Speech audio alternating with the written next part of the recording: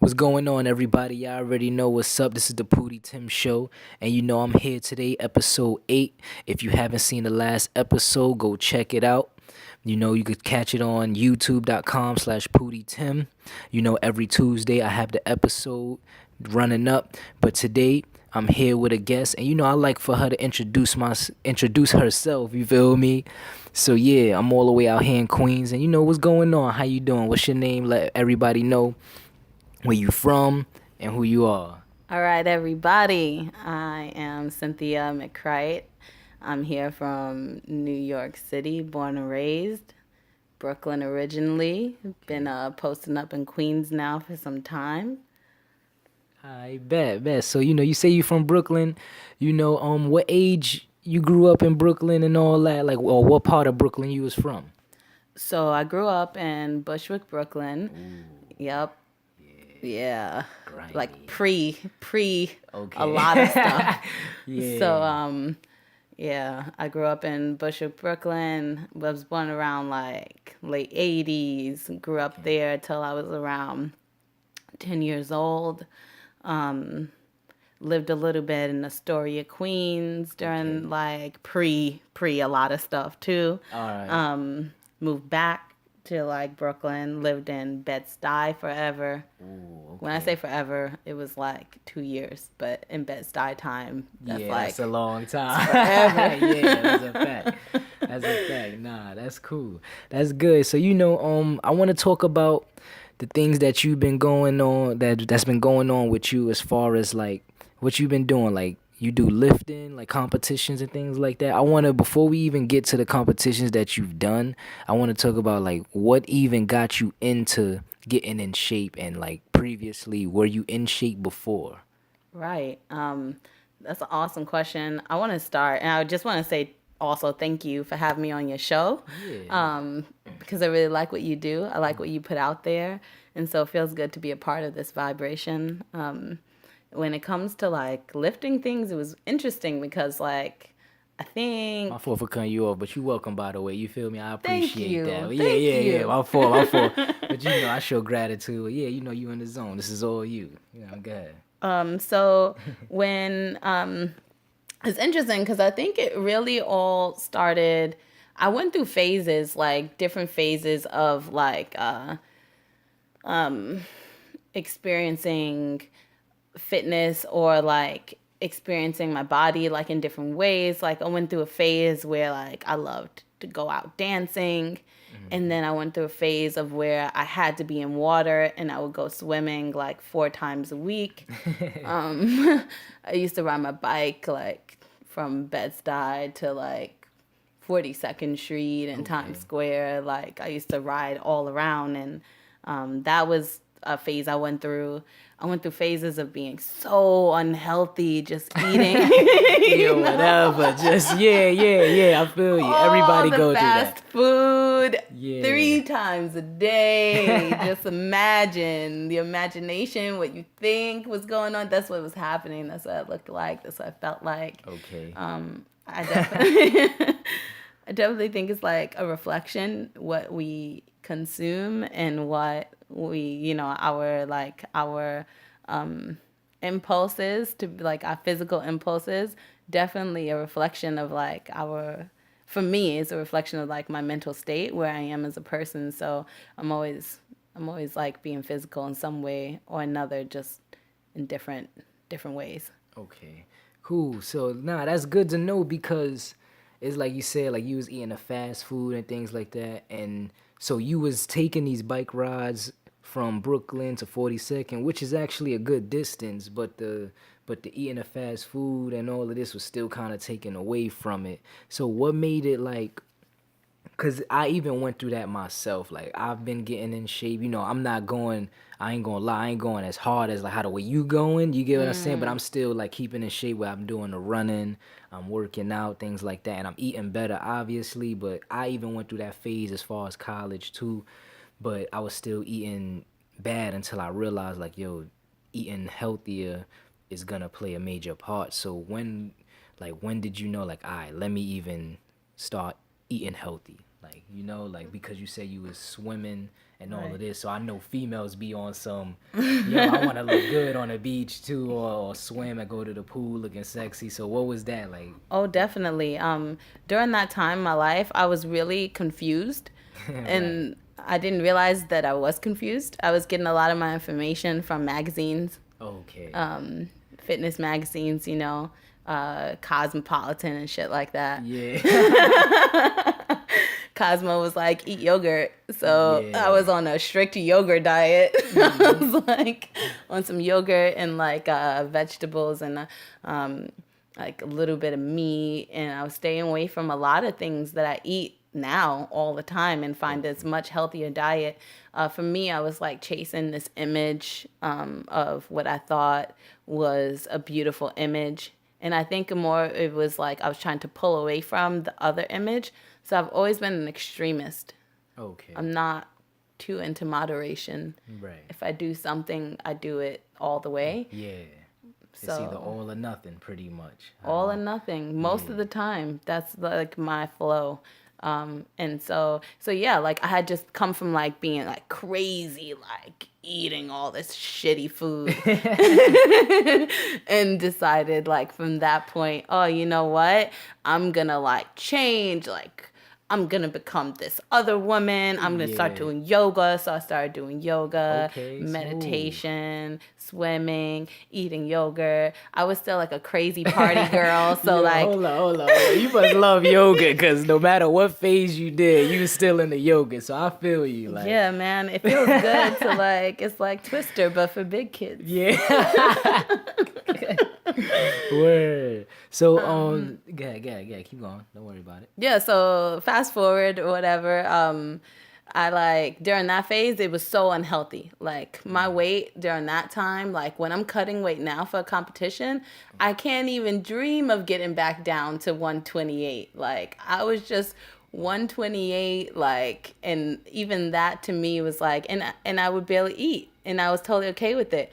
I would just like eat maybe once a day, sometimes twice a day, and like it was, and I don't know what it, I think it was a lot of imbalance. Like, so like, even if I had like, I didn't really care about my meals. Like the meals were more like a social thing. So like, it was like, oh, I'm going to go to my spot and like meet my people. So we're going to eat. So I ate socially. Okay, I get what you're saying. Nah, that's crazy, yo. That's good. Damn, what can I? So before this, like before you got into this, you went to college and stuff. Yeah. So that actually is what changed everything. Yeah. So when I went to, I had a friend who was like, man, you've got great hands. I had a few friends. I got great. I was like, what? Yeah. These things? Yes, I had a few friends who were like, just like loved my touch. And Yo, shout out to the dudes out there who love hands and all that. You know, what I mean, yeah, people let's got give the a shout out. yeah, all the weird fetishes, yo. That's funny. That's what. Go ahead, though. Guys who love hands, guys who love feet. Shout out to the brothers that look at your ears.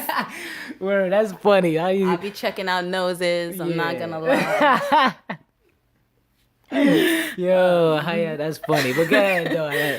I get what they saying though. But go ahead. All right, so yeah, so I was like, oh yeah, I didn't complimenting really your think hands. about it. Yeah, man, I was like so surprised. I'm all right, I never considered that. And so eventually, one of my friends who had suggested massage school, I had been doing like, I called it like the year of the self, where it was like a year where like I quit my job, I left my apartment, and I just had like toothbrush and like book bag and like some shit in it. Yeah, you was And, homeless with a lot of I was drive. homeless with a lot of drive.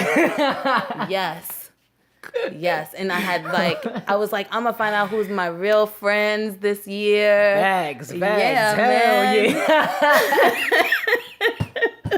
Yo, I found out a lot of shit about myself that Hell year. yeah. And it was literally almost exactly a year that I woke up one day and I was in this like, I was like with my partner at the time, and like I had like accumulated a partner during that year of the self. And so like I was in this beautiful apartment, and I like beautiful like sun, sun coming up, and it's just like no curtain, just like sun shining in my face. And it was like, I can do anything I want today because I've been doing anything I want every day. Yeah, that's a It's fact. like, what the fuck am I gonna do today?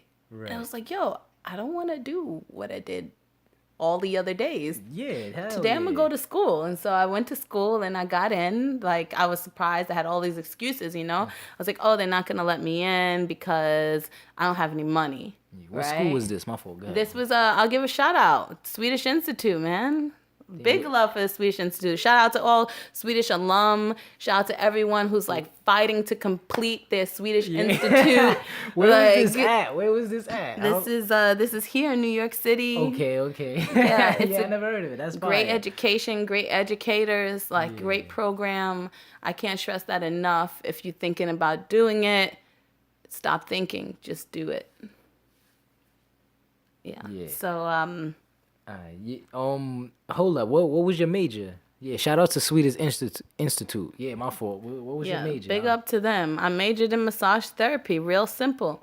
Graduated with an AOS. You know, so you get an associate's degree when you graduate, and you get like a lovely title, and you know, you have to definitely like pass a 3-hour exam for your license, and passed the exam, got my license, and really like been, you know, working ever since. One of the things I can say is that school changed every aspect of my life. Going to massage school, it opened up my life to like, there were these two classes. One, there was like a Eastern way of looking at things and a Western way of looking at things. So from the Western classes, I learned about my body. Like, it was like getting a manual on, getting a guide on my body. Yeah.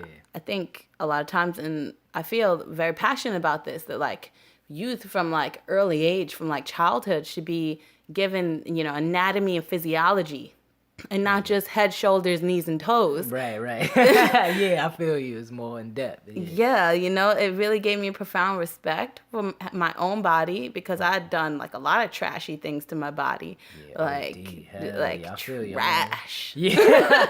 OD, yeah. Knowing your body ain't supposed to have that stuff. I feel you. Yeah, man, you know, for the sake of living. Word. So so going to school really helped me kick a lot of habits and kick a lot of like tendencies towards like trashing myself, from a physical aspect and then from a metaphysical aspect too, because then we had this Eastern class, Shiatsu. If you haven't experienced Shiatsu, please call the Swedish Institute and ask them to refer you to a Shiatsu licensed practitioner, because you will have such an amazing experience. It's different for everybody because it's so tailored to what your body needs in that moment. But so in that aspect, I learned about like 5-element theory. And what that basically is it says that, you know, people, you know, it's like this idea of balance and this idea of like elements, you know, this interesting, like, are you very metal today? So are you like, are you very like rigid? You know, are you set in your ways? Is that causing, you know, an imbalance in your flow? You know, your flow being your water, you know, water being your ability to move forward, like all of these other things. So it gave me an aspect of looking at people that became more compassionate. And instead of like judging someone for being angry, like honestly, I'd be like, oh shit, this guy right here, his like gallbladder, his wood meridian is like juiced up. He's jacked. Like, he needs some like he needs some water in his life. Somebody water his wood, please. Yeah. Yo, you stupid for that.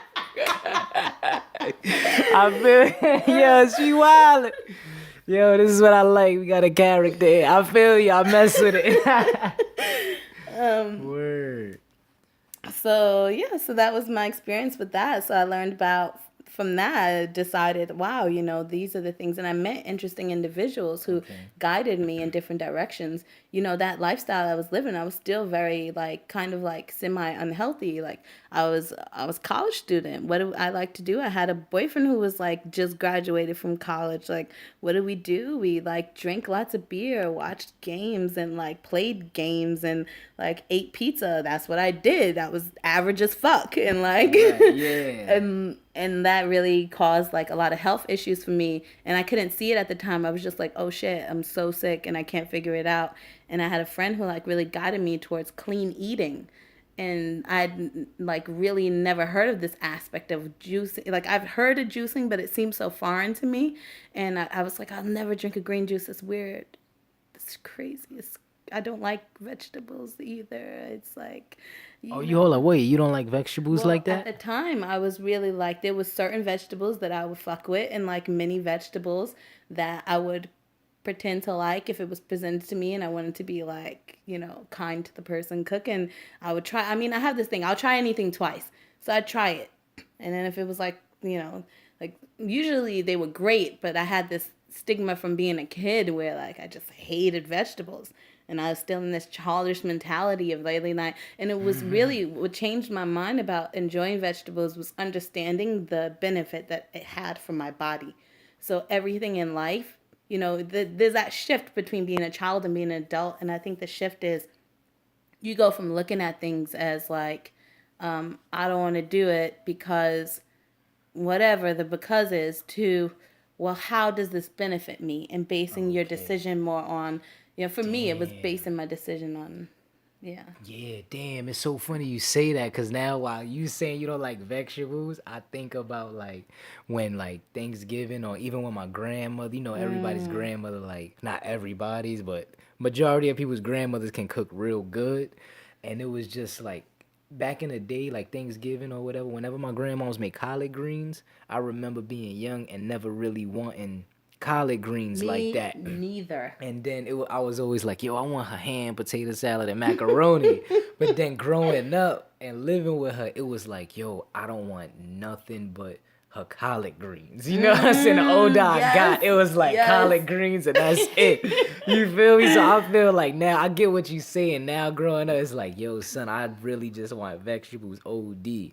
So that's crazy you say that. Like, damn, that was a good like analogy and like, you know what I'm saying? Explaining it how like the difference between like the kid and the adult aspect and the mindset is like, yo, benefit. Like this is, I don't want greens. This is whack. You know what I'm saying? Give me the creative stuff. You know what I'm Yeah, saying? like But give me a not. mac and cheese. Let Yeah. me get a grilled cheese, a chicken nugget. Yeah. Yeah.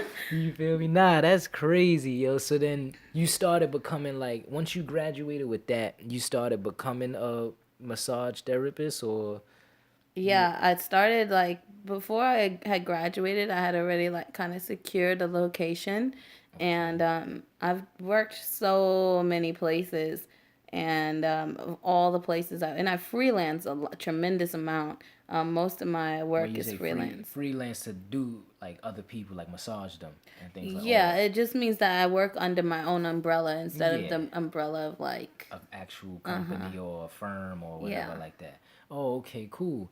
And how did you you just decided like I just want to do it independently like that was just or once you got your It was degree or always whatever? that was always that's really, as anyone who's in this field, and if you're in this field and you're listening in, everyone has a choice and option. Some people prefer like to go to a spa, work through a spa, mostly because it's like, okay, they give me all my clients. One thing I can say about the spa that I do work at right now is that all the clients there I brought most of the clients there I brought to the spa, and most of the clients who are there who I didn't bring to the spa continue to come to the spa because of me.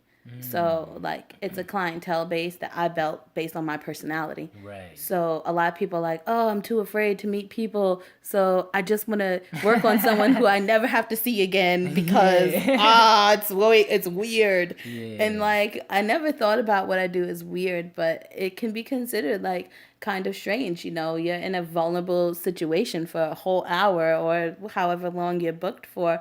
You are entrusting your whole beingness, your whole life is in my hands. So it's an interesting experience, and I think for me, I always had the personality that I was outgoing enough to meet people, to dialogue with people, and not just the personality that's outgoing, but like I really genuinely give a fuck about how the body works. So when I meet you and you start telling me, or I start to see this like interesting like pattern you have going, and then you start explaining the ways in which you're experiencing blocks in life, you know, whether it's like physical blocks or whatever it is, I'm already thinking what's going on. My brain is already showing me the dots and how to connect them. And so I really genuinely love to do this. So for me, getting clients is more so like, for example, I don't have a website. I've never had a website. I don't have business cards. I've never had business cards. I've been in business for like 12, 13, 14, for like 4 years now. And Okay. I really don't feel the urge to have any of those things because I have clients who constantly refer me to other people. And to me, I'd rather work with someone who knows the work that I do and what kind of work they're getting into, because this is not like everyone gets to do whatever kind of work they like to do. And that's why I love being a massage therapist, because I decide what I'm going to do. Okay. No one tells me how to do my work. Right. Nah, that's good to know. So with that being said, like you said, yo, I don't need no business cards. I don't need no advertisement. I don't need no actual firm, this and that. What is something to summarize it up for people out there who think they need, yo, I need business cards? Because at one time, I ain't even going front. What I'm trying to do, I even thought I needed those type of things. But now looking at it, like, how can you summarize it to those people who's listening as far as like, yo, is it just personality based and don't be afraid to talk to people and show them what you're capable of? Is that pretty much the base? Or Yeah, I mean, that's a great question, actually, because people have encouraged me, you should have business cards, you should have a website. And these are Right. things that I think about occasionally. I'm like, man, you know, I should, like, this person just asked me, but I'm kind of over that. Like, I'm not embarrassed to write my number down on a napkin and give it to a person. Like, I'm a real, like, whatever you, if you want to call it a hippie, whatever you want to call it, Yeah. like, I'm not going to print out, like, a bunch of 500 cards and, like, that people give me a business card. I was thinking about this woman I met at a breast cancer event that I was a part of last month. And I was like, man, what's her name? And I got to get in touch with her because I told her I was going to get in touch with her. And I was like, you know, I wish I would have just wrote her name in my phone. But she had this thing about her, you know? Like, I felt that she felt really proud to give me her business card. And that's great, you know? I don't have that same pride. I have a cell phone. I'm very basic. Give me a paper, I will lose it. Like, let's just get this going right now. I'll text you, hey, this is Cynthia. Great to meet you. April, or whatever your name is, you know. hell Let's get yeah. together. And then that way I can flip through my phone. I can see, oh, I contacted this person. We never followed up. Whatever it is, that's how I flow. You give me a piece of paper 9 times out of 10, I swear to you, you can do the math. 9 times out of 10, I'm not pulling this out of nowhere. Like, I will lose the card and find it later and be like, who is this person and why do I have this? Yeah. So for me, it was always just based on, and you know, and there's been moments where it's like, man, you know, I've been around people who are like, you know, let's just call, like, fine, for the sake of whatever American, like, stature, like, we'll call them celebrities, you know? People who are, like, in the public eye, and they've asked me for my information. I dead ass write that shit down on the back of one of their cards, or write it down on a piece of napkin, and they contact me and we get in touch, or write up in their cell phone and they contact me, we get in touch, we do work together. And that's great because, like, ultimately, like, it's all based on my own presentation. If I'm not, if I don't, if I'm, and let's talk about worth for a second, you know, like, anyone who's doing this job, you know, really, like, think about your worth and really honor your service and honor what you're contributing to that person's life. Too many people sell themselves short. And I think also, Keep going. My fault. Keep going. Keep going. Because that know your worth joint is crazy. That always gets to me. Like, yo, like, people No. claim, like, oh, yo, you think, I hate this saying, like, oh, you think highly of, when somebody tells another person, yo, you think highly of yourself. It's like, no. How else I'm supposed to think of myself? You know what I'm saying? I'm not thinking I'm better or I'm the best on this earth or nothing, but it's like, yo, I have to because nobody else will. You know what I'm saying? If anything, anybody else is going to degrade me. So, yo, keep going. Cause Tim, you the best on this earth. You feel me? Word. If they didn't know, if you didn't know now, man. Exactly. Like, every day, Got like, me feeling like a Snapple out here, the best on this earth. Got me feeling like a Snapple, yo. that's amazing. Walking amazing. Snapple right now. Facts. Exactly, facts, Snapple facts and all that. Nah, that's crazy. I feel you, man. Like, so, also with with the way you think and all of that, like the books you read, that helps out too. Like, like you have to know your worth. You have like the wisdom of Lotus Sutra and all of that. Like, how does that play a part into your whole mindset and working out and things like that? Does that even help? Yeah, man, that's my whole mindset. That's the whole thing. You want to talk about the glue that keeps things together for me, or like the true, like, the core of my life, what keeps me grounded. I'm an air sign, man. I Yeah. fly away. You feel like- The core of my life, what keeps me mostly like grounded and what keeps me living with a sense of purpose, a sense of mission, constantly renewing my refreshment, my joy, my energy towards my sense of mission and purpose. Because let's face it, we all have dreams. We all have those moments where it's like, oh, I was really passionate about my dream 3 months ago, and then a lot of life happened, and now it's like, I'm not sure how to be passionate about my dream again, or Yeah. was it even my dream, or maybe I should think about something else, or too many ors and buts, right?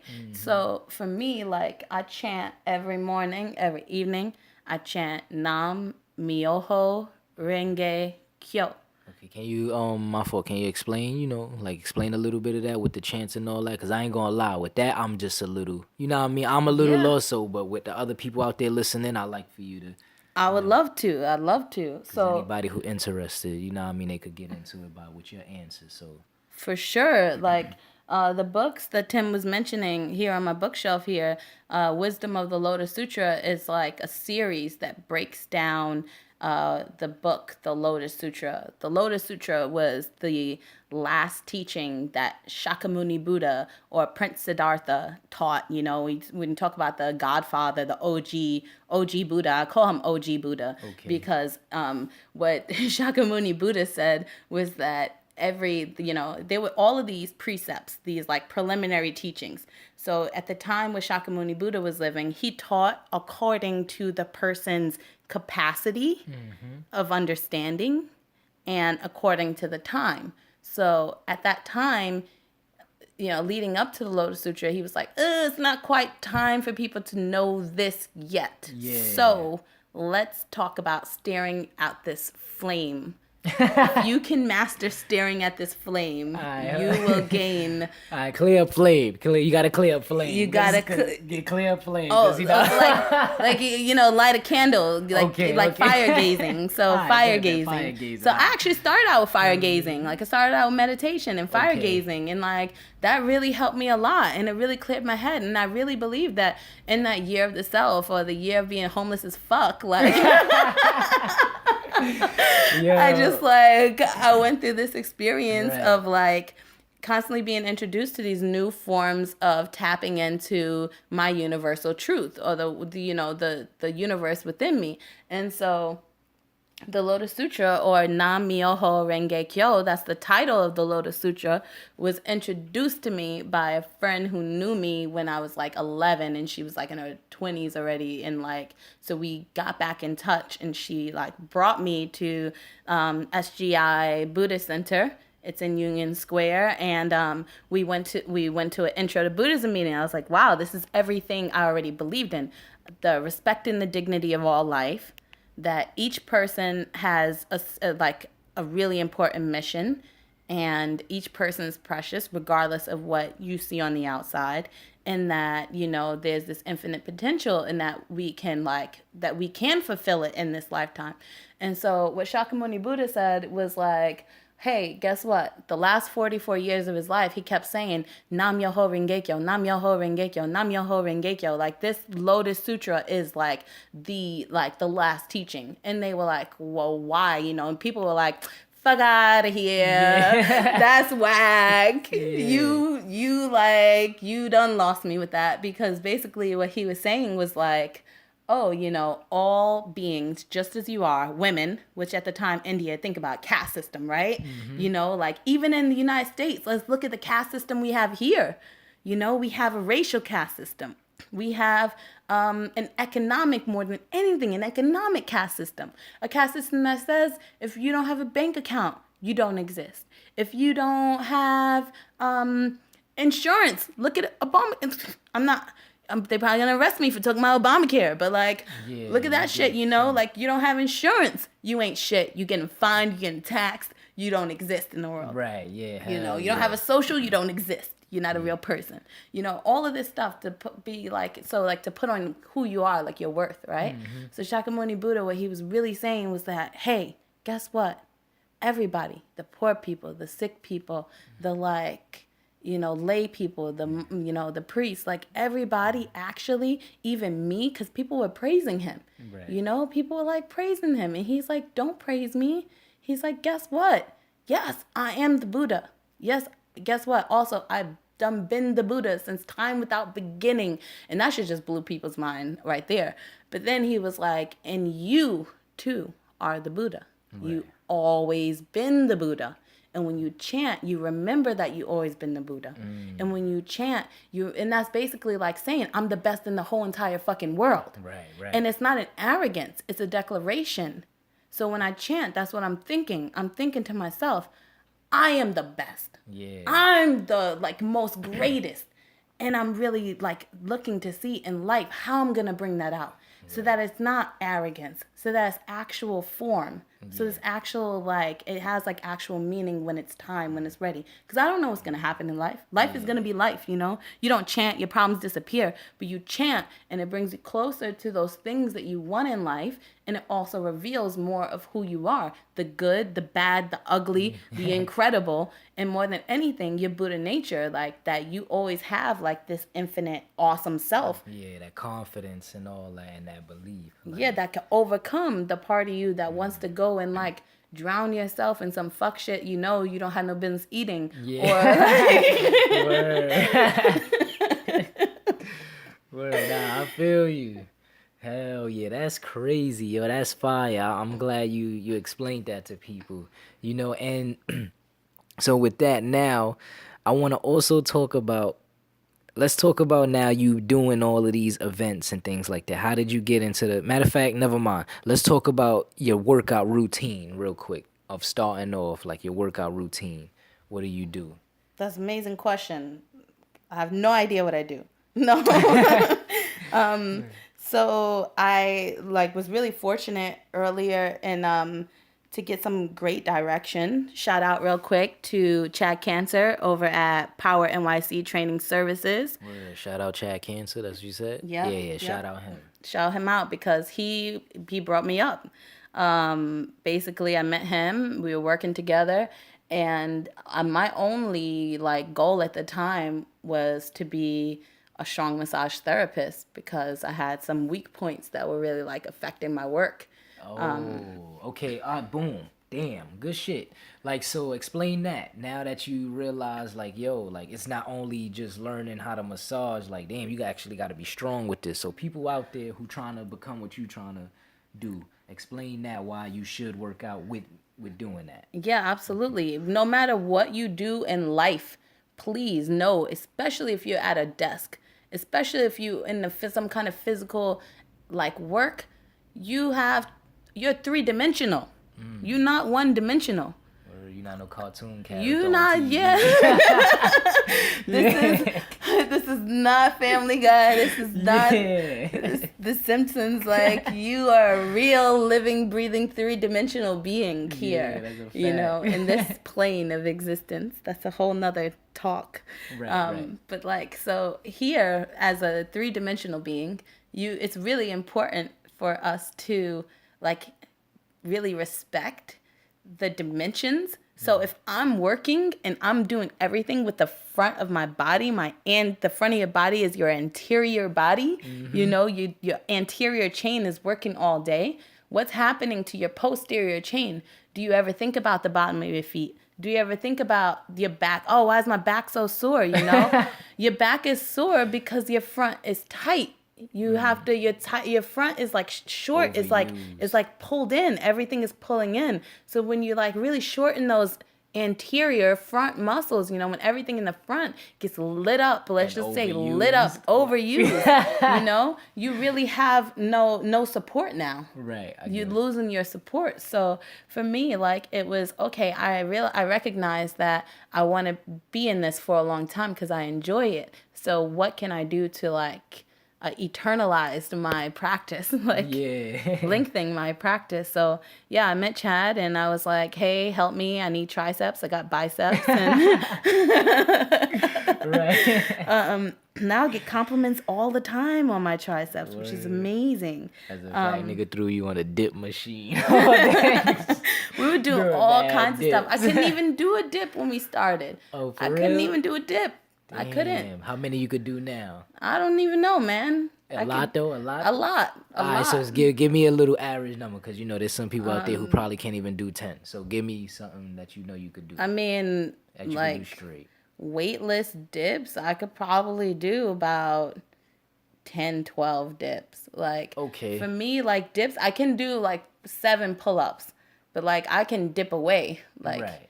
dips for me become like, also like I become obsessed, right? So when you start working on your body, you start to, when they say, oh, people who work out all the time, they're just obsessed. Yeah. Facts. I'm obsessed.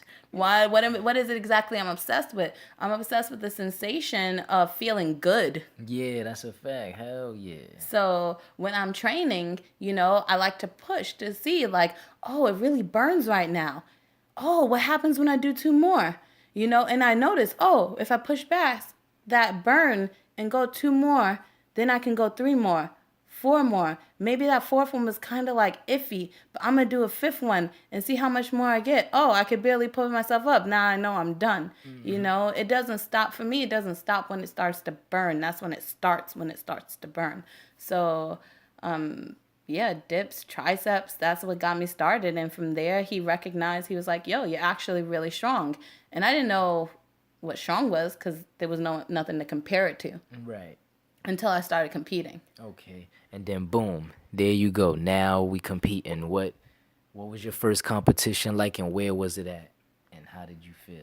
All right, man. We're going to go with another shout out here. Yeah, We're gonna shout them out. That's what this podcast is for. You feel me? That's what this podcast is for. Giving love everybody light. You know what I mean? It's like I said, this whole thing is a domino effect and giving people light with the stuff that they doing. You know what I mean? Everybody deserve credit for what they do. Because I'm one of those. I'm destined to become legendary. And there's a lot of legendary people out there. Once they die, that's when they get all the credit. No, I do not want to go out when I die. It's like, oh, Tim was the greatest. No, I want to be known as the greatest when I'm alive, and when I die. But it's just the fact, like, no, give me my credit now. I need credit it. now. You feel me? So, Roses. yeah, exactly. Yeah. You know what I mean? So, go ahead, give your shout out and then explain. All right, we're going to give a list of shout outs right now, right quick. I'm going to give a shout out to Hans Perman over at Global Strongman Gym. Okay. I'm going to give a shout out to Joe, Joe at Joe's Driveway. Him and Nick Ingalls, I believe, were in charge of putting on that particular competition. If I'm forgetting someone, maybe Ben was involved, then I want to give a shout out to Ben too, over at Hurt Performance, because he does amazing things for children, amazing things for autism. Like they're involved in like so many amazing fundraisers and in the shrimp community. From what my history told me, like coming in to this, was that they had a lot to do with even like putting up these competitions. And I've been like fortunate enough to like help out at a couple of competitions, and just seeing from the day of showing up what it's like to do behind the scenes support for some of these competitions.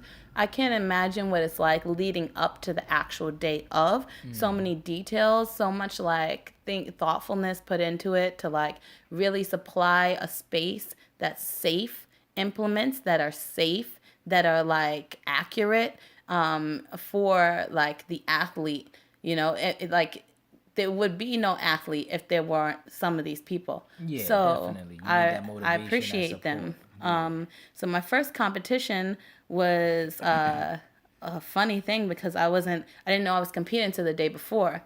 Hans was like, you got to compete tomorrow. And I was like, and so I just like jumped in and did it. Yeah. And so it was upstate New York in Hudson Valley, and it had snowed the night before. So they were up early clearing the driveway for us so that we can like compete in this guy's driveway. And we get up there, and it's okay for the first like few minutes and it starts to snow again. So the first event I had was a 500-pound Conan's wheel in the Damn. snow. And I didn't know how many to get or not to get because I was the last person to register. So I kind of, if I remember correctly, I went like first or second. And I ended up getting like 2.5 something called like it's called a revolution when you can like complete it. And so like it was like a big huge deal. Again, like you don't know what's a big deal when you never lifted before, competed Right, before, never exactly. even seen this implement before, didn't even know what it was about, like figured it out the day of. So long story short, my first comp was in the snow. And the whole day, and normally I'm not a snow person. I am a summer baby. I like it very hot to Yeah. humid to warm. I'm okay with that. However, I had so much adrenaline and so much like excitement that it really didn't bother me. And I felt warm like the entire day and just like really like it didn't hit me that I had competed until like we got in the car and went to go eat, and all of a sudden I was, I was Yeah. Word, hunger's crazy. hours later, man, hours later, I was like, oh shit, what happened to my body? Yeah. So yeah, it was amazing. Like that competition, I remember I was like holding down first place up until like the last event, and it was a shock for me because it was like I felt like these were women who were like really training for this and hadn't really been training for it. So for me, it was like going into it was like this is just gonna be something for fun and just something, yeah, just to participate because I was already gonna be there anyways. So to really have that experience of what it's like to like push myself in competition, it became like very intriguing and something that I ended up going on to do like many times after that. Okay. Word. And so what did you place on that? Did you place anything? Like Yeah, anything? I came in second place, Okay. Damn, on your and first try yeah, ever. man. And you had to prepare like you had only like a day or two to even get the news to yo, that's good. So now you know your potential is way up there, for you to go second place. That's crazy. And then what was the other competitions you did? Like recently it was somewhere in Brooklyn or something like that, or in some convention. I seen it on your gram. I just forget what convention it was at. Or some Okay. center. It was some center that it was at. I forgot. Yeah, no, no worries. I had two really pretty huge competitions recently.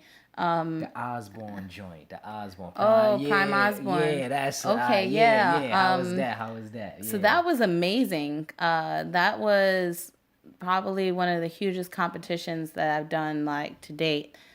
It was amazing because for so many reasons. I think one of the reasons that I should list, well, I'll just give you a few. Anyone listening, so the sport that I compete in is a sport called strongman, strong man, strong woman. And it is a sport that combines mental and physical strength with aspects of speed and endurance. And these were like basically it was called like strongest woman in the world, and to qualify for that you had to have come in top 10, either come in finish top 10 at the amateur world championships, the Arnold world championships, which I was able to come in sixth place after like just such a poor, I just had like the worst, one of the worst competition days ever, and Word, managed to like really pull through for a sixth place word. finish. Congratulations on that. Thank you so Congratulations. much. That's fire. It was crushing in a lot of ways, but it really like gave me a lot of fuel for like going forward. And so yeah, so it was amazing when I got the news that I had qualified because I had come in top 10. And so this competition like it was being called like pro women's world, so it was like basically it was like a pro show for women. So I still, leading up to that competition, had no idea what that actually meant, and it was like interesting surprise because I didn't know until I got there. Like, and it was interesting because like earlier this year, let's just go back to chanting really quick. I bet. Earlier this year, like I had a moment where like I made a determination that I was going to be one of the first pro strong women in the nation. And there was no such thing as pro strong women when I made this determination. There was Okay. only a pro strong man. Right, right, right. And I said, it doesn't matter if it doesn't exist. So anyone who has a dream and you're worried about your dream because you're like, I don't know, this doesn't even exist, that's amazing. You're onto something. Keep going. Exactly. So I had made this determination. I wrote it down. I started chanting about it. I was like, I'm going to be one of the first pro strong women. And so I kept chanting about it. And then this whole opportunity came up to come to this event. And when I went there, I found out that everyone who made it to day 2, which I was able to make it to day 2, actually received their pro card and became pro. So now I can compete in pro shows that they're going to have for women and really start to earn money for what I love to do already and am paid to do already. Okay. Cool. Nah, that's fire, yo. That's ridiculous. Like on that, I'm hype on what you're doing. That drink get me hype because being a person who works out, it's like, yo, and then seeing the results on you is like, yo, you actually like it looks good. You get what I'm saying? Thank Like, you. yo, I need to Thank step you. my arms up. You feel me? Like, you know, like, yo, I gotta do more push-ups. You about to make me hit the dip machine tomorrow. You feel me? Like, but nah, what you call it? So. When you first started, because I want to talk about also like your practice and change over time. When you first started working out to now, you know what I'm saying? Like before it was like a little struggle. Like I want you to talk a little bit about like, okay, I'm doing like 10 sets of this or 10 sets of that until now where it's like, what's the difference? Do you do more like, you know how it'd be like 10 sets of something and it's higher reps, or do you do like a 5x5 where it's like Right. more weight? Like, Right. what's good with that? How did your workout progress over time, or like what's the best way to work out in your favor to help you? So going back again to Chad Cantor at Power NYC Training Services, hashtag Power NYC. Okay. Going back to that, he has been my trainer since the beginning. He's also been my programmer since the beginning. So everything I do is already prepared for me going into each training session. And it takes into consideration a lot of things, takes into consideration like my injuries, if I'm working around an injury, my lifestyle, if I have like a lot of work going on or a lot of stress factors at the time, I know I'm not gonna get 10 reps on something, Right. maybe, and he takes into consideration that so that you don't leave training feeling like a failure, Okay. but you do still give it every last strap you got. So just because, so maybe I'm programmed to get 10, but if he sees me that day really struggling at 5, we adjust in the moment. We adjust. And we adjust in a way that helps me to still stay on my projected target for the most part. And how is that? How does that work? How does that work for people who don't know? Like, So it's different being a to competitive adjust. athlete versus being a lay person in the gym. Someone who's just going to the gym, working out, I would say to them, make sure before you work out, you do a warm up. Make sure that warm up includes some kind of stretch.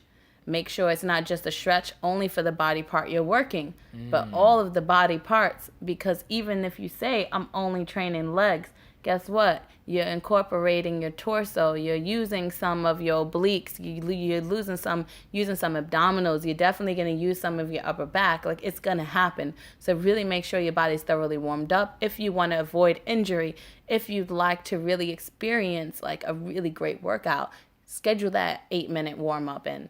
Then, hit the body parts. If you're working a really big body part, like let's say you're training legs, let's say you're training back, kill that shit, load it up.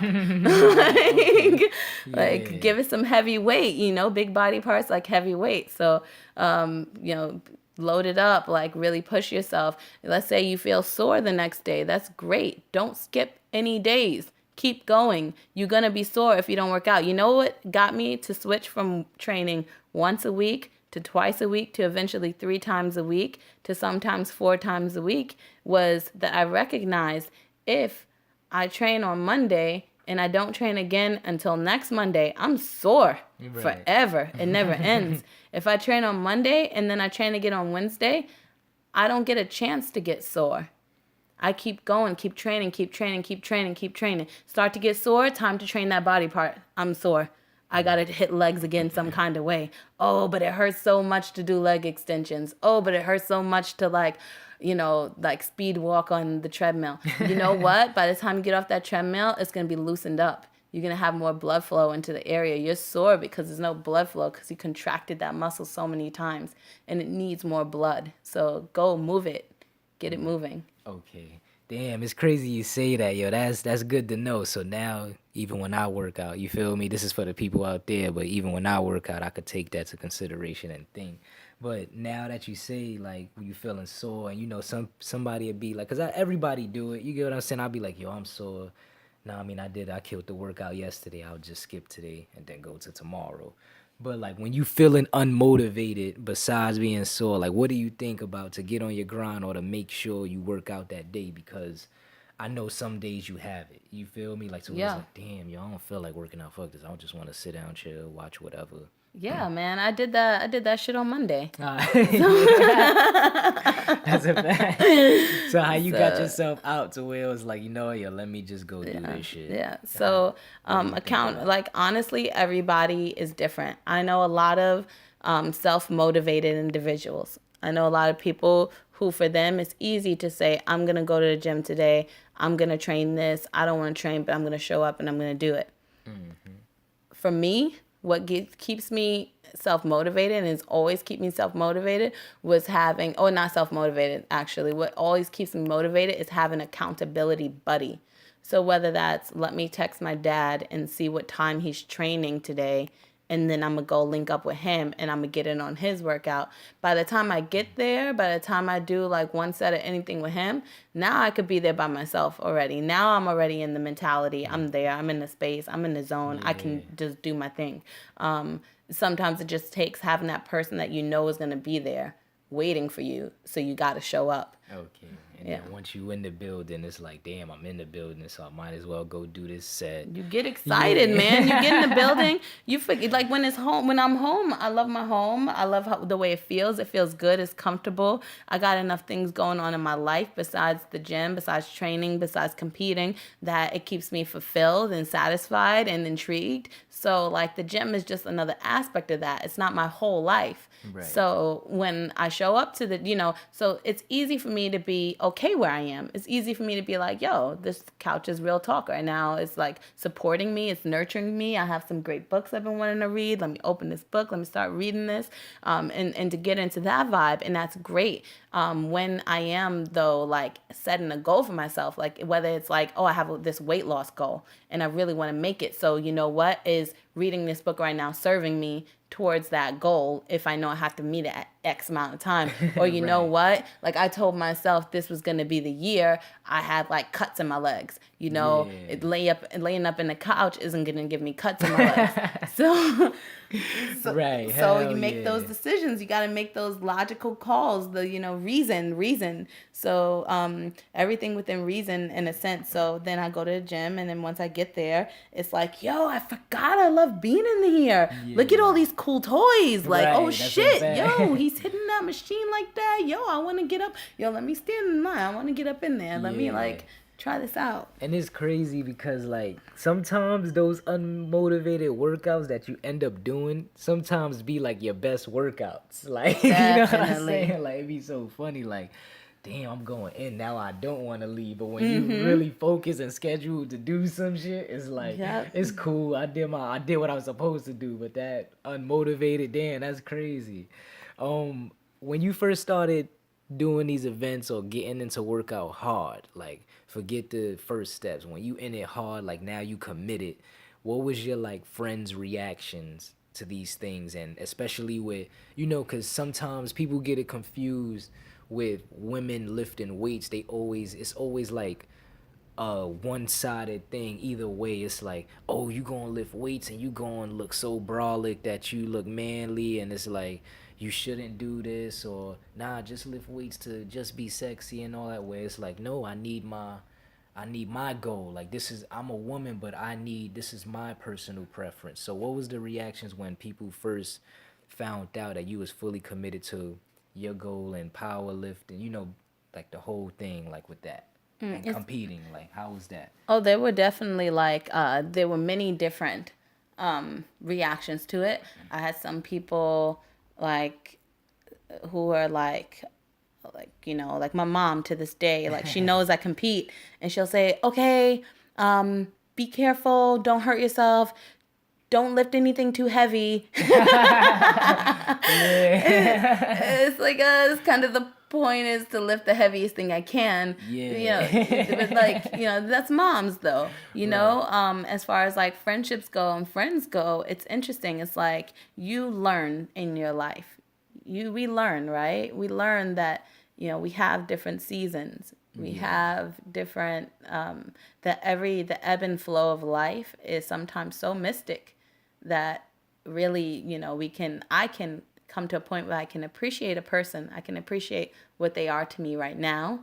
And really having the space and the allowance, like I've had like gone through like separations and like detachments from people like enough times already at this point in my life to have that like achy heart feeling of like devastation of, oh, I can't be this person anymore, and because I can't be that person anymore and I'm losing that self and becoming this new self, I'm letting go of all these other people too.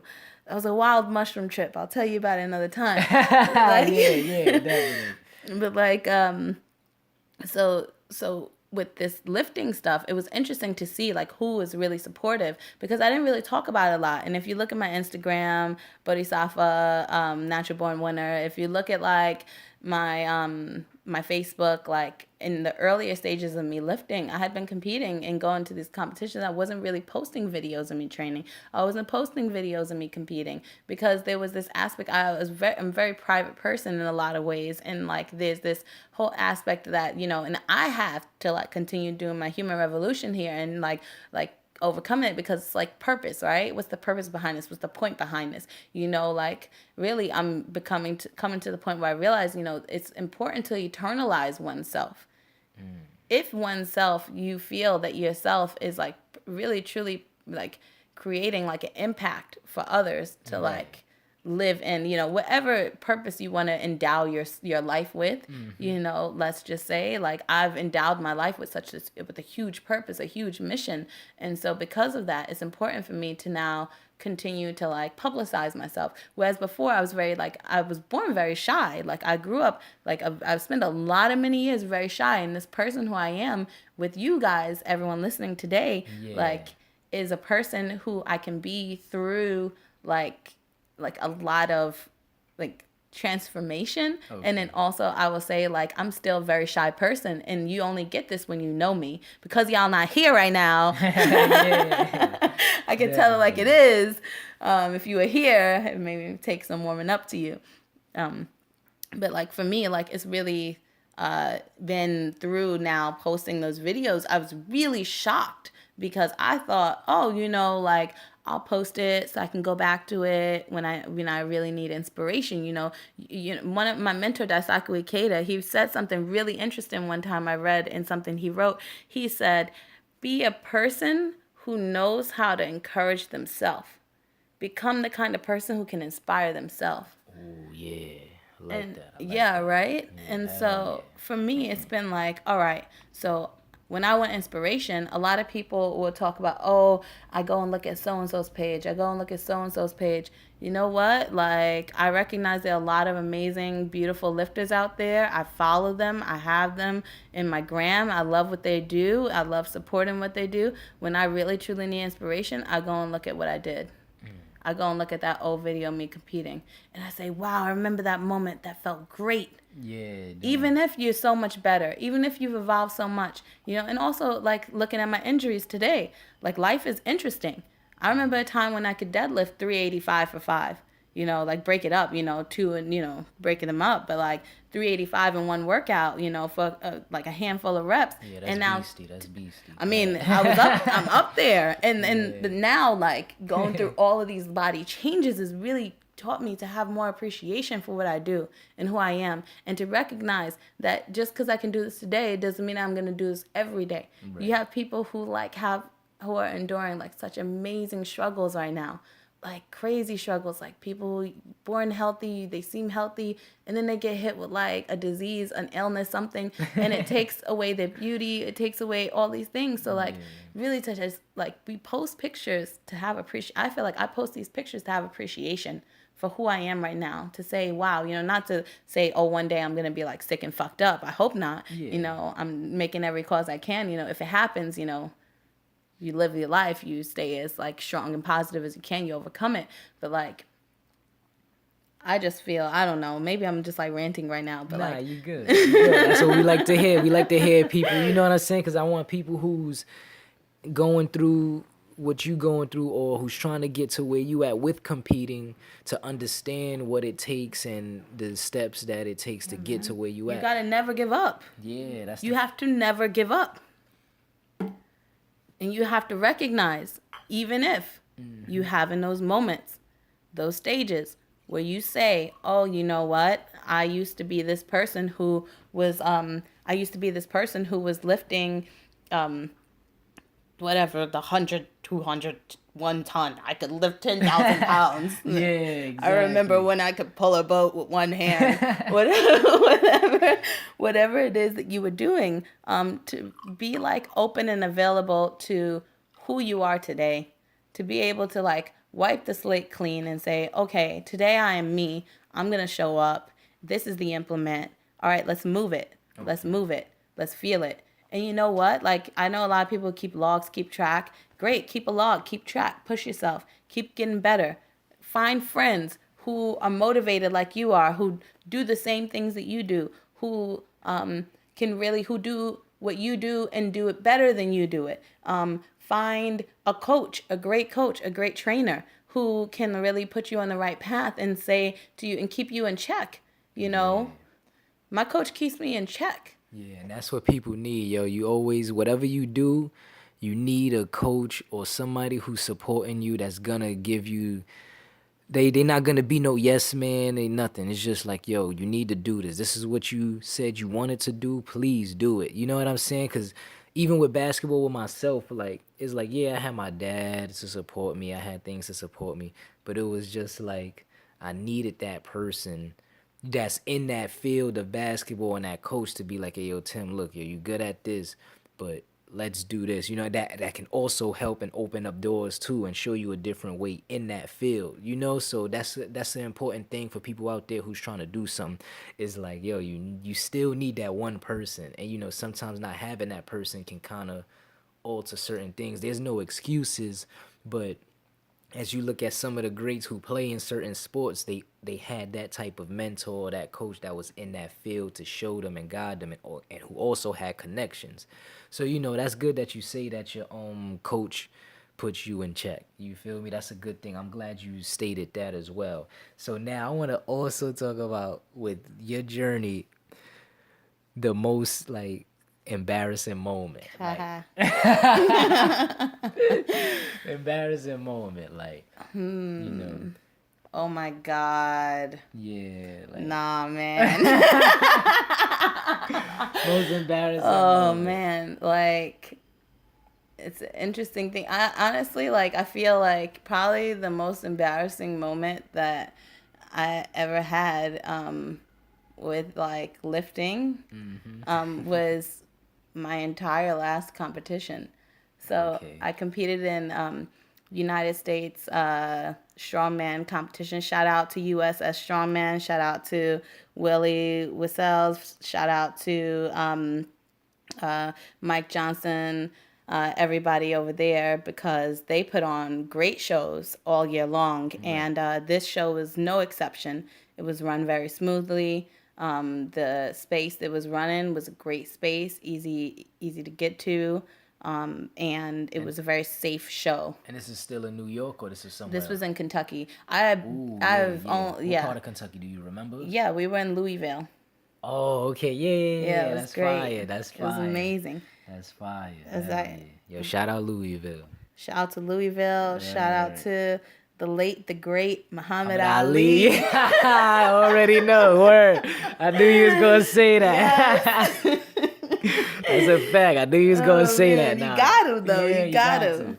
Word. There's a man who's eternalized himself through his heart and his passion, you Word. know? That's what we need. So, Yeah, the embarrassing moment was good. all right, man. So, I feel Yeah, how like you played yourself. yo, I played myself all day to the point where I really just had to like go take a moment by myself and really laugh about it. Like I did everything that I could have done wrong in a competition. Everything that I've never even done in training, I found a way to do. Like it was the most bizarre and amazing life experience. I felt outside of myself and very deep within myself. Yeah. It was like, oh shit, could you suck even more? And then the answer was yes, you can. Damn, you was looking like doo-doo the whole Yo, competition. like pure dude. I shat myself on one of the events. Like this is real right now, people. You know my life. Like I always bring 3 pairs of underwears with me just in case, and like I actually needed a pair of underwear. So like it was interesting because like I had been like the deadlift. Normally I'm a great deadlifter, but going into this competition, I knew I was fucked up. I have some ribs out of place. Like they're still getting popped into place I'm still like working on like getting that shit like functioning correctly. Yeah. So I had like my neck, I had whiplash from a competition I did where the car was too light, and like a competition like in April that I was never really over. Like all of these things, you work around it when you do Yeah. strongman, because no one gives a fuck about your injury when you do strongman. No one's gonna cry for you. Like it's just everyone's fucked up. Like to some extent, when your ego and the macho-ness is just at an all-time high. I get what you're saying. That's crazy. Damn. So I showed up and I was like, I'm gonna do this competition, and like I went into it like it's mostly my fault because I went into it like thinking, wow, you're gonna fuck this up. Yeah. I was already anticipating some fuck ups. I had managed to work around certain things and like work through certain things in the sense that like made me feel like, yo, but you got this keg run though. You got this medley. Yo, you're gonna smash that shit. Oh, you got stones, you're gonna smash that shit. Like certain things I was like, farmers, you don't even have to train it because you're the shit. Like, ego, right? So like, but it's also familiarity where you can come to say that, wow, I love this implement. I know this implement. Me and this implement are like very close friends. We spent a lot of time together. We know each other. We know the good, the bad about each other. Like all relationships get deeper and deeper with time. But I feel like a lot of the implements in this competition I was very familiar with. So going into the deadlift, like the warm-ups were like, I'm not sure if we have time for all this, but like the warm-ups were on a bar that I was definitely not familiar with. The plates, we didn't have like a ton of plates. Like the plate jumps were like a lot, and I didn't want to gas myself out. I wanted to warm up enough to where I could really like get in there and do what I felt like I had to do. However, I really like had no way of gauging how much to open with. And so it was kind of like when I took my warm-up at 365, I was like, oh fuck, this feels heavy. Yeah. I was like, yo, if 365 feels heavy, I better open with 365 because like I don't even know if I could pull this again. That's how I was feeling. Okay. So I got in there, and on the real bar and on the with the real plates, it went up like so easy. Like I was lifting the bar by itself, and I was like, motherfuck. Damn. So I was like, shit, I done wasted my lift on this light shit. So that's the first clown move I made, right? Okay. So bam, novice, mistake, right? So normally I don't even try to take 3 attempts. Normally I try to go for the heaviest thing I can pull that I think is the heaviest. And I really thought that day that's all I had. My final pull ended up being a missed pull. However, it was like 415, no suit, no like none of that extra shit. I think I strapped in maybe.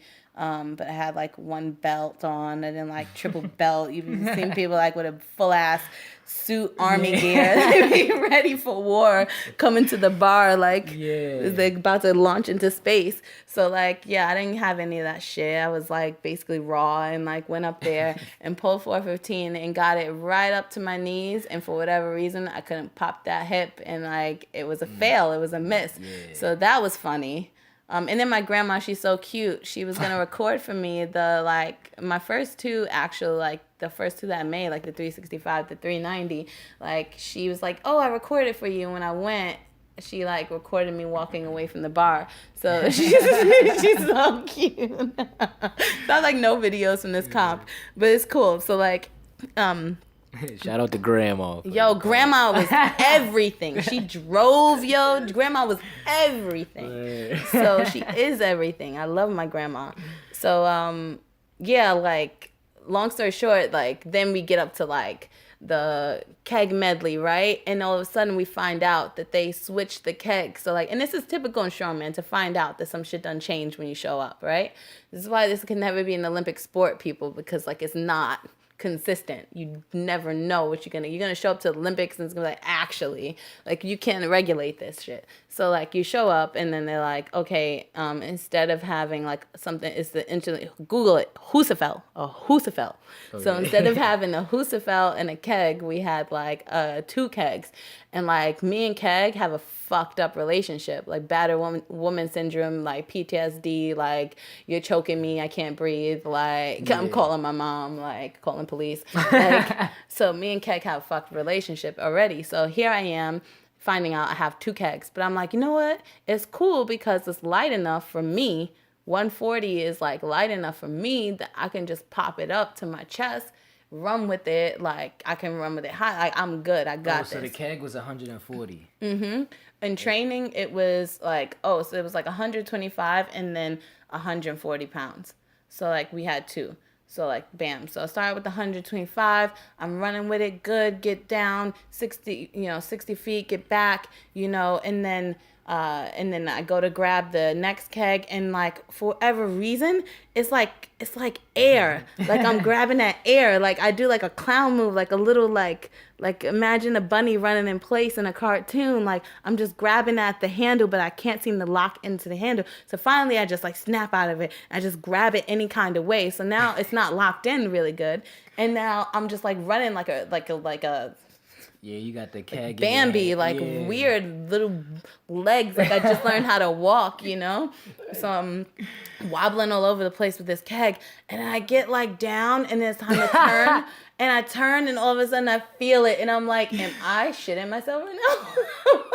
But not like shitting myself, like kidding myself, like really pooping myself. So damn. I'm like, oh man, So like, I'm like, shit, like this is happening right now. I'm like, I can't move. And then like, they're looking at me, like telling me what time I have, like I gotta go. But I'm shaking my head like, no. So everyone's wondering like, what the fuck? She was doing great. She was fast. She was speedy. She had it. And then afterwards, people came up to me. They're like, yo, you were so good. What happened? I was like, I just didn't have it. Like, what do you want me to say? Like, I wasn't ready to like, you can pee yourself. I was ready to pee myself, but I wasn't prepared to like poop myself for that. Yeah. It wasn't worth it for me in that sense, Maybe in another situation, I would have been like, fuck it.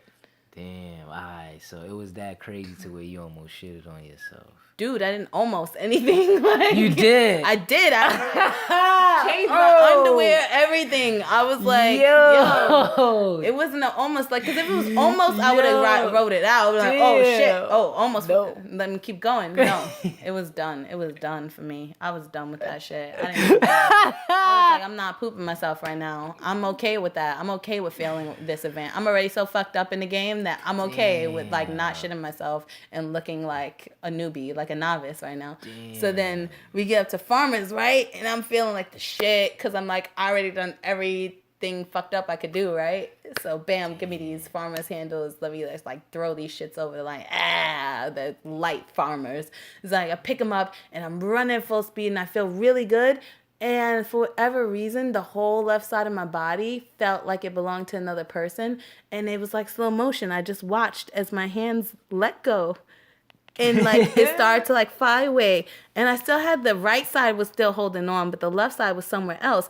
So really quick, I just like grabbed it while I was still running and I just kept running with it, finished across the line, right? So like later on, the guy who was like one of the judges, like he comes up to me, he's like, I've never seen anyone do that before. Where they just like yeah.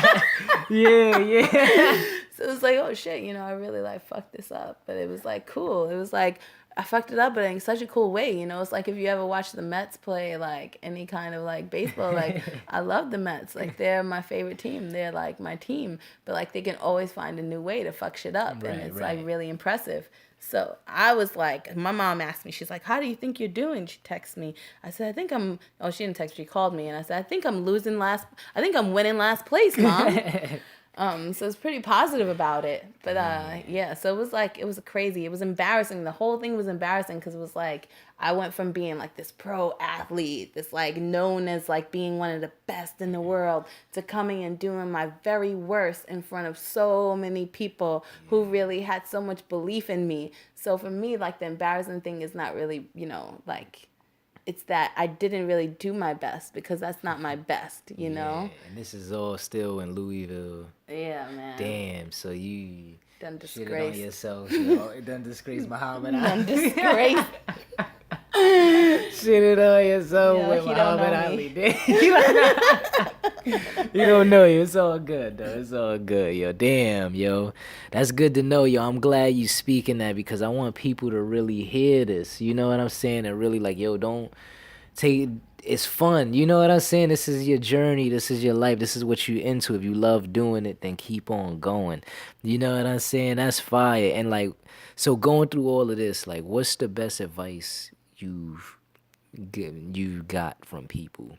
You know what I'm saying? To keep on going. And because obviously, besides all of that, I can tell like you have your mindset and your mentality is at a good rate and it's positive and you're not gonna give up yourself. So the outside looking in, people around you, what's the best advice you've been given through this, even through this whole situation at Louisville, Kentucky, and all of this? What's the best advice? 'Cause that's Honestly, like it all comes back to like my mentor in life, Daisaku Ikeda. I get every month my publications. World Tribune, shout out to the World Tribune. Yeah, shout out to World Tribune. Man. I always cut people off. Do it, man. Yeah, we in here. Yeah, that's a fact. You know what I mean? Man, shout out to Living Buddhism. Word. Yo, subscribe today. You don't have to be a Buddhist to be getting positive information. Word. Something in the mail that doesn't have, a paid, payment request attached to it. Word, that's a fact. It's slow progress. You feel me? Keep on yes.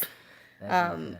So each month, each week, each other week, I get this like new like encouragement, and it's interesting because like no matter what the case is in my life, like I always feel like the daily encouragement that I get, whether it's through reading a publication, or just literally like shout out to the Bodhisattva Way. It's an app. You can download it. It gives you daily encouragement. Okay. So like through those words, they're always reminding me, hey, guess what? Everything in life has a purpose. And that, you know what? Like one of the presidents, he said, sometimes, victory can be the cause for defeat. Ooh, that's deep. But elaborate, though. Because I'm there, but I'm lost. Yeah, like, yeah. I'm there, but I'm lost. You know what I mean? I'm a smart retard. Go ahead. Man, it's good. You killing me. Man, it can take on different meaning at different times in life. But he said sometimes this was a guy named Jose Toda, President Toda. He said sometimes victory can be the cause for defeat, and sometimes defeat can be the cause for victory. So you have. Oh, okay. Hold up. Yes. You ever seen White Man Can't Jump? No. Damn. Yes, I have. Okay, with like Rosie Perez. Yeah. So in the joint, she said she was telling her boyfriend who was Woody Harris or whatever. She was like, "Yo, sometimes when you win, you actually lose, and sometimes when you lose, you actually win." I remember that now. All right. Yes. So okay, I get it. Yes. I get it. I get it. Spike. Yeah. Yeah. Hell yeah. I get it. So it's pretty much kind of saying the same thing. Yeah, like when you create a victory for yourself, honestly, one of the things that President K is always saying is like develop a kind of self that's never defeated, that can never be defeated by anything. So you only lose if you lose in your heart. Ooh, yeah. You only defeated if you defeated in your heart. So guess what? You didn't come in first place, right? You spent fucking 2 months grinding, curving niggas like, I can't see you. I want to see you, but I can't see you because I got to go to bed at like 11 o'clock because like I need 8 hours of sleep, 9 hours of sleep. Sorry friends, I can't eat that cake because I gotta make weight and all I can have is like asparagus and egg whites. Like frozen broccoli pops and shit. Seriously, man, yo, but you was loving them joints because you knew.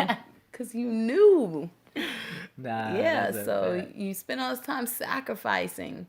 But I don't mean sacrificing like someone made me sacrifice. It was like a choice. Yeah. I was like, I'm gonna choose to see what, like, I remember my prayer was like, I want to know what it feels like to be excellent. Yeah, hell yeah, damn. I want to know what it feels like to excel. Have I ever really excelled at anything? Right. Did I ever really say I did 100, my best, everything I could? Mm-hmm. Did I make excuses? Right. So I spent a lot of time, like a couple of years, just not making any excuse. Prioritizing my dreams, saying this is my dream. I'm going to make it. I'm going to be the best, one of the best in this sport. I'm new as fuck. I don't know what any of this is. I'm going to learn it. I'm going to learn it the best. I'm going to drive. And I did. I would do 2-a-days. People who are like, oh, but I have to work. Guess what? I would go to the gym. I would train. I would go to work, go to, support my, we go to my Buddhist meeting so I could get my spiritual strength. And then I would go right back to the gym, do 2-a-days. Right. I would train for hours sometimes. Damn. Because I wanted to. No one programmed it for me because I decided this is what is. I want to make sure when I get out there and I'm in that arena that no matter what I do, I know that there's nothing else I could have done. Right. That's a fact. Hell yeah. Hell yeah. That's what I'm talking about. And also on top of that, like, what's your eating habits? My fault. That you know what I'm saying? When I'm like training the trans is really different from when I'm not training. When I'm training, I have a food skill. I'm that person with a food skill. And like I have my white rice, I have my brown rice, I have my salmon, I have my egg whites, I have my chicken breast, oatmeal. I have my oatmeal. I have my farina. I have my favorite thing. Actually, if you can get your hands on it, I would get my hands on it. It is hold up, y'all. I don't even remember now. It comes in a yellow box. It's yellow and blue. I don't even remember. I don't know. You say yellow and blue. You say yellow and blue. I'm thinking about Captain Crunch. Yo, for real though, I had some Captain Crunch ice cream the other day. It was everything in the world. Oh, yo, if you ever, I don't know if you downtown. You go like Soho. Yeah. You go to Soho sometime. It's been a long time. Alright, well, whenever you go, either Soho or Brooklyn at Bergen Street. What's it called? It's called Kith NYC. It's actually known for its like sneaker store and things like that. They actually have like milkshakes and ice cream where they do with cereals. They mix it with cereals. And the other day I tried it, being that it's like a well-known sneaker store. Mm-hmm. They did it with they do Captain Crunch, Reese's Puffs. You could create your own cereal. They have already designed like milkshakes and ice creams, but you could create your own, and I created my own, and they milkshakes is crazy. Cause I know you powerlifting, and I know you don't. You sometimes you need that extra. You know what I'm saying? Yeah. So whenever you downtown or whatever, yo, try Kiv's. The milkshakes is crazy. All right. And they only be like, I paid mine to create my own was only $7.89. What? You feel me? Yeah. So it's like to create. All your right, own. We out here, Kips. We coming. Yeah, Kif. Shout out to Kif NYC. Kif Treats. You feel me? Coming with the crew. We hungry. You better have all the toppings. Yeah, they do. They up there. They up there with it. It was fire. So when you training and all that, you still like. I know you eat clean, but do you still grab like burgers or like bacon? I mean, burgers aren't unclean for me. To me, that's not an unclean way of eating. There's a balance with everything. Every protein has its purpose. So if I want to have if I'm close to, let's say I really want, honestly, one of the things that was taught to me by my dad, who's like an old school bodybuilder, and he's very old school and he's huge. He's huge. He's 50 years old. Shout out to the man. Just turned 50. Cynthia Pops. We're being brolic out here. Shout out to Brolic Gear. Check it out. Cop some shit. Shout out to artist Levy Betancourt. always the best graphic designs, the best merchandise. Get it? Yeah, go cop that. So yeah, like he taught me. He's like, one of the things he said to me early on is like, he's like, you have to eat, and this changed my physique. You look at my physique my first year training, then you look at my physique up until now. People are like, oh, what did you do? What changed? What happened? Everything changed. The knowledge, man, knowledge. Yeah. So, and that's experience. Like, he has that experience that I don't have. Like, he's been like lifting weights since like, what is that, like? Since kindergarten. Since more, exactly. Before I was born, He came out of the womb, man. He was doing it. So I wouldn't be surprised looking at him. But he told me, it's like every protein has a purpose, and eat many different proteins in a day because you're going to get different kind of protein strands from different kinds of protein sources. Ooh. So I would eat in one day. I will have like, I'll have a timing that I'm having my salmon. When am I having my salmon? Well, I need those fats. When do I need those fats? When do I need, maybe I'm doing it after like a moderately heavy workout. Why? Because maybe I'm not going to have as much carbs because I already worked out. I don't really need those carbs, but I still need like to not be ready to pass out. I still have to get through the rest of my day. So I take those omega-3s and I make them work for me. So that's when I have my salmon, maybe a post-workout, maybe before my workout, I want something quick that's going to get right into my muscles really fast. So I'm going to have that chicken, whether it's like ground chicken or whether it's like a chicken breast baked or grilled or like, boiled. Like a lot of times I boil my food. Why? Because I eat so much. I don't have time. I don't really care to do the like process. I'll dump it in hot water. Yeah, it's ready. It's ready. I don't care about the flavor when I'm training. I just want to eat my meals on time. When you eat them 5-6 meals a day, you don't care. Maybe you sprinkle it with a little like oregano or something like that, trying to feel fancy, trying to feel not boring. But when you get to a point where you don't care about the taste, going back to the collard greens, right? Yeah, what is it doing for me?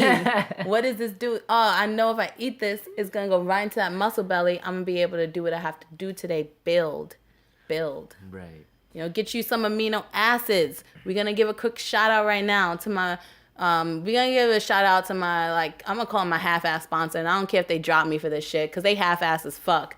Like, we're gonna give a shout out to, like, and I'm grateful for them. I really am. I'm grateful for them. Right. Yeah, and I think, all about like, keeping it 100 on the show. And they're an amazing brand. They really are. They're no nonsense. Their product is not flooded with bullshit. You buy a lot of this stuff at GNC, a lot of stuff at your vitamin shop, and it's pumped with, like, fake ingredients to make it like do something. You know what?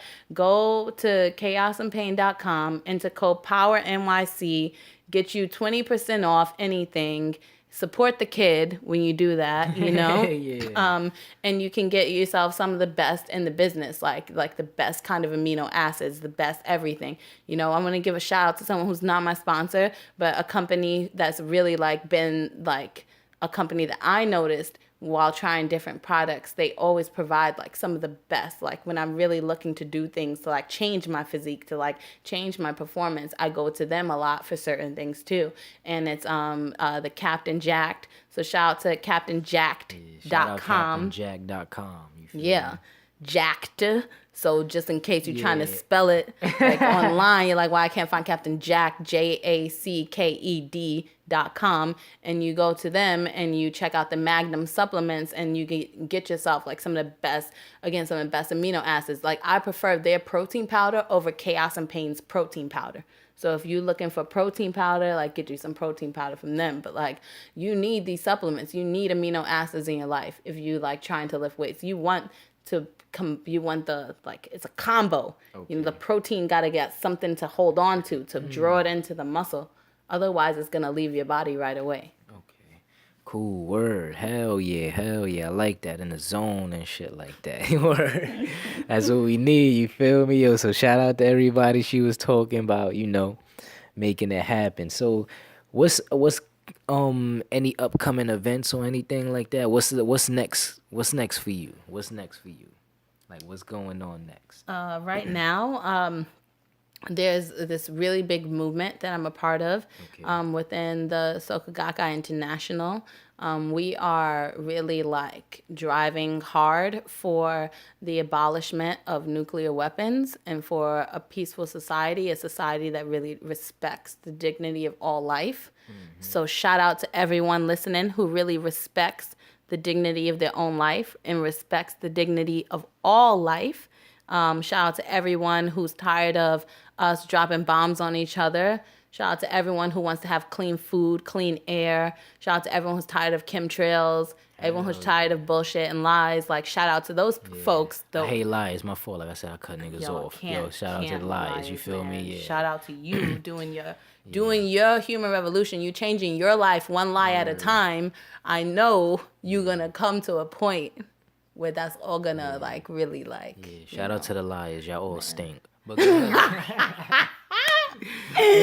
No patience for the liars, yeah, man. no patience. patience. Nah, I mean, Man. So yeah, so like right now I'm really doing my best to support this movement. We really like have our heart's desire set on gathering 50,000 youth, 50,000 youth. It's not a lot of youth when you think about how many youth are here in the United States, but like it's a lot when you consider how many youth really in their heart of hearts believe in the dignity of their own life and can believe in the dignity of other people's lives and want to gather under this giant umbrella of like respect for the dignity of all life and respect for like all lives in the sense that we can say, let's abolish these nuclear weapons. Let's stop dropping nukes on people because this is what it does.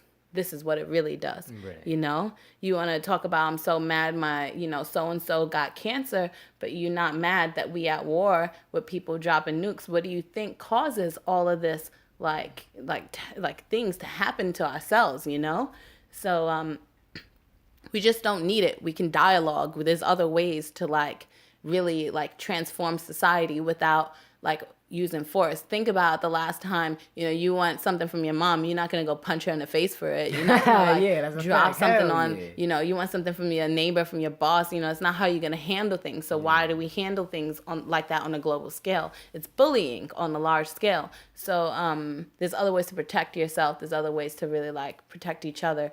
So we really like having this movement. So shout out to November 18th, 2018. If you're trying to be in the building that day, if you're a youth and you really want to be a part of this movement, if you don't have to be Buddhist to care about the dignity of life. Yeah. So like really, if you're trying to be about this movement, shout me out, get in touch with me. I'll link you up. I'll keep you in the loop when we know what it's gonna be. I'll let you know, come through, support. Like get information, share, like be a part of this. Because it's going to be huge. You're really going to want to be there. And so as far as like competing goes for me, there's going to be 4 pro shows next year. And right now, I think, considering my schedule, considering all the commitments that I have, like I'm going to be doing like some big time travel. Like I've never been to Europe. Y'all, I'm going to Europe in January. It's official. That's what I like to hear. So that's one of my dreams. So I'm going to be traveling. But then afterwards, when I get back, I'm going to be hardcore. Like I'm already like back into training mode now, doing more bodybuilding stuff. But like once I get back from that, I'm going to start training towards a competition. Most likely in May, I'll be competing in my like a pro show. So for that, so. All right, no, that's good. Hell yeah, yo. And I wish you luck with all of that. You know what I mean? Now, with that Europe joint, I hope you have fun with that. You know what I'm saying? Because that's gonna be crazy. Backpacking and all of that. You feel me? So so what's your main goal through all of this? When it's all said and done, what do you feel like you want to be known for? Like, what's the main goal of all of this? Like, what's your professionally? What's your goal? And when everything is all said and done and established, you think, you know what I'm saying, going into it. Have you ever thought of that yet, or you just kind of? I mean, Tim, man, yo, you got the hard hitters today. Yeah, well, for it's just the fact I really want people to understand, like, yo, like, think about this, cause you really are something. You feel me? Like, don't look at yourself as just, all right, I'm doing what I'm doing now. No, you know what I'm saying. Everybody else could glorify these stars that's on TV, but in order for them to get where they at, they thought about this stuff. You know what I'm saying? So I want to make people think about this, because even though I'm interviewing y'all, I want y'all to know this is who I am. I'm trying to be that. I think about this stuff like, no, I want to be this. I want to be great, or known as greatness, when I die and while I'm alive. So I want other people to see. This is the point of the show, to make people understand, yo, this is you, like what you want to do. Like, make your Yeah. decision now before it gets too late. And what's your goal? You feel me? So have you, you know what I'm saying? I Like, totally have. I mean, I have in many ways. I think about it often. Often, it's a constant thought of mine. Like, why am I doing this? What is this for? And everyone, if you ever do anything that you're passionate about, like, you want to be the best. yeah, You want to be considered one of the greatest that ever was. right. There were people who I looked at and I still look at and I say, wow, that strong woman, like, yeah, I want to set goals like her. I want to break her goals. Right. Like, I want to be the person that breaks that person's goals. Yeah, Yeah. exactly. I'm the person that sets a goal that no one can break for years and years to come. That people are like, oh shit, I remember that time Cynthia, like, whatever, pulled like 500 for like 10, some crazy shit. I don't know. Yeah. Like, you know? So I think for me, it's more of a sense that, like, we never know who's looking at us. You know, I think for me, I'm often very surprised to find the ways in which, like, I've inspired other people. And I think people who are inspirations for me, when I have the opportunities to, like, share the ways that they've inspired me, like, I'm often very, like, shocked that they would be so humble, you know, and appreciative to them for their, like, struggle, because they struggled to prove their best to themselves. I could now have something to aspire to too. Right. So for me, it's really important to, like, I had a friend one time, a traveler. I always have travelers staying in my house. It's like a theme, no matter where I live. And this guy, you know, he was from Australia, and he had been coming to visit a friend who I was living with. And he wrote me a note before he left because he wasn't going to be able to see me again. And the note said, "You are a legend." And I wasn't doing any of this at the time. I was doing some crazy shit. For whatever reason, you know, that person took the time to, like, acknowledge the greatness in my heart, and who we all are, you know, like you were saying, Tim. So, like, I really desire to be such a great contribution, like, really be so impactful with my life, like, whatever that means. I don't know if I'll ever make millions of dollars, hundreds of thousands of dollars. I don't know if I'll ever get to be a philanthropist in, like, some crazy kind of ball out way, you know? Yeah. All I have is, like, my life. Right. So whatever it takes in my life to do that for someone, that, like, whatever it does for that person, you know, that's pretty awesome if you can do that. Like, that's pretty cool. I don't know if I ever have kids that I can, like, impression myself upon and be like, you little kid, learn all these learnings and be the Yeah. best you can be. So for me, that's really just, I just do my shit, man. And then I just, like, with the intention that it does some kind of good. Hell yeah. No. I feel you. It's just, you know, I'm glad you feeling that way. I'm glad you thinking that way. You know, with everybody out there, yo, think highly of yourself. You know, in the right manner and not so egotistical. You feel me? But yo, you know, think high, because there's a high possibility. Like this, you can trust me. It's a lot of things just because you're surrounding saying you can't do it because they didn't do it. Nah, fuck that. You could do it. You feel me? And that's why I want you to continue to do it, because you are doing it and people are looking at your page. Like you said, you don't know who's watching, and people are looking like, damn, yo, she's actually doing this, when I had doubts that she could do this. You know what I'm saying? Because people will still give you that, yo, go ahead and do it. It's like, oh, I don't know. You know what I'm saying? Because they low-key judging you on your past, stupid shit like that. But it's like, nah, fuck that, yo. You think you could do it? I believe you could do it. I'm not no yes man. It's just the fact you telling me you could do it. It's you. You know what I'm saying? It's your shoes. You walking into these places doing it. Word, So Tim. you feel me? So that's it. So before we go, the last thing I just want to before we wrap up is just advice for upcoming artists in general. Whether it's weightlifters, anything. You know what I'm saying? What's that advice you could give these people? All right, you got to own your dream. You've heard it from so many people, I'm sure, Own your dream, own your passion. What the fuck does that mean? Wake up for it every day. Show up for it in different ways. Like, I'm a weirdo, man. Word, that's all I'm good, a though. weirdo. Yeah. Like, I will want to be in the gym. I will want to be someplace else and like maybe doing my dream, or maybe whether it's like sharing Buddhism with someone or like whatever it is. And let's say I have to be in my kitchen washing my dishes, right? I will wash every single dish with the intention that, I'm going to wash this dish the same way I'm going to like beat my time at Farmers. I'm going to put these dishes away the same way I'm going to line up my whole life that I leave behind such an amazing legacy. Like everything has nothing has purpose. I'll give this to you. I'll tell you the truth. And if no one told you, nothing means anything until you make it mean something. Ooh. I feel you. That's crazy. That's crazy. So if you're an artist, it doesn't matter who's going to think what of your art. They're going to think whatever you think of your art. And the people who don't think whatever you think of your art, does that really matter? Yeah, they matter relevant. That's a fact.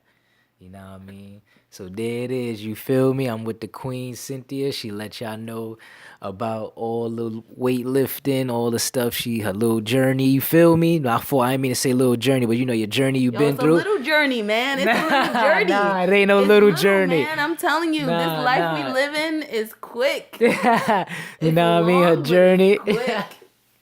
So there it is, you know what I mean? We've been talking, you feel me? We got moves to make. So, I'll catch y'all later. You know what I mean? I holla at y'all. Thanks, y'all. I have a good one.